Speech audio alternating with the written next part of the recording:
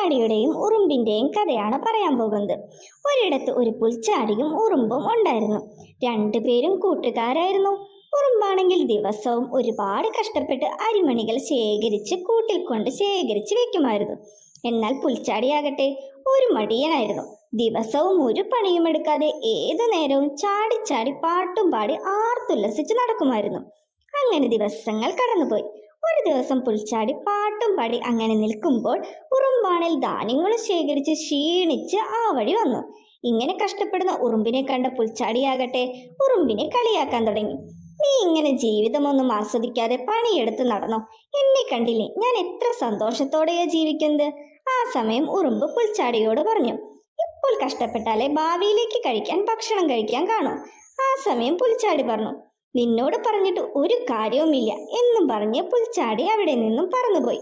ഉറുമ്പാണയിൽ പുൽച്ചാടി പറഞ്ഞതൊന്നും കാര്യമാക്കാതെ തന്റെ ജോലി തുടർന്നു കൊണ്ടേയിരുന്നു. അരിമണികളെല്ലാം ശേഖരിച്ച് ഭദ്രമായി തന്നെ ഉറുമ്പ് തന്റെ കൂട്ടിൽ പോയി സൂക്ഷിച്ചു വെച്ചു.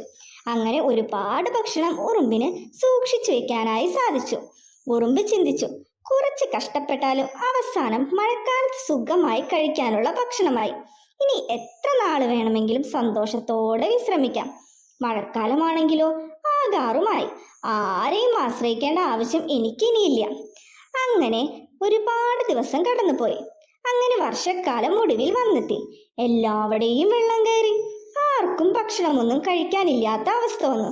പുൽച്ചാടിയാണേൽ ഈ മഴയത്ത് ഭക്ഷണമൊന്നും കിട്ടാതെ ആകെ വലഞ്ഞു. ഇനി എന്ത് ചെയ്യണമെന്നറിയാതെ പുൽച്ചാടി ആകെ വിഷമിച്ചു.